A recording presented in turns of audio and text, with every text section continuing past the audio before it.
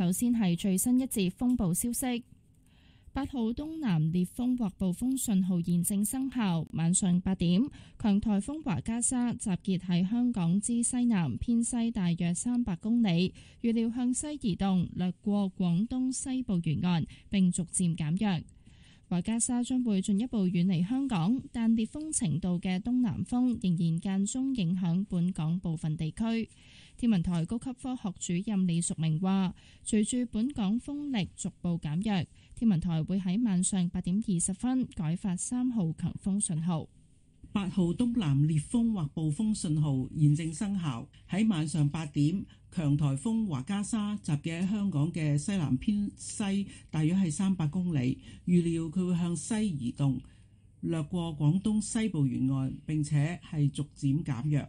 華加莎將會進一步遠離香港，但係烈風程度嘅東南風仍然會間中影響本港部分地區。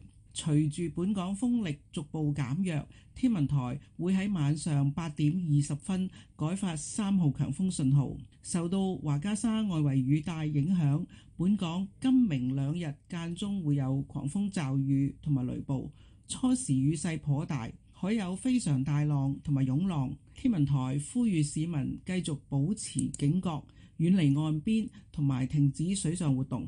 至於天氣預測方面，會係吹烈風程度東至東南風，初時離岸同埋高地達暴風程度，風勢會逐漸減弱。初時海有非常大浪同埋湧浪，天色係多雲，間中有狂風驟雨同埋雷暴，初時雨勢頗大。展望方面，隨後一兩日驟雨會減少，天色好轉。下週初短暫時間有陽光，有幾陣驟雨。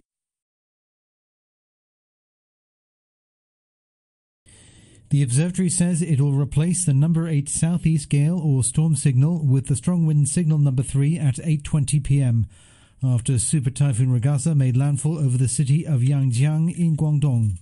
However, forecasters say Hong Kong could still be affected by bad weather. Senior scientific officer Choi Chun-ying has also warned of potential serious flooding over parts of the new territories. Gale-force southeasterly winds are still affecting parts of the territory occasionally. Under the influence of the outer ring band of Ragasa, there will be occasional squall shower and thunderstorm today and tomorrow. Solar showers will be heavy at first. Seas will be very rough with swells. Members of the public are advised to remain on the alert, to stay away from the shoreline and not engage in water sports. Authorities say up till 5 p.m, 90 people had sought treatment at public hospitals, and there were 19 reports of flooding and nearly 900 reports of fallen trees across the city.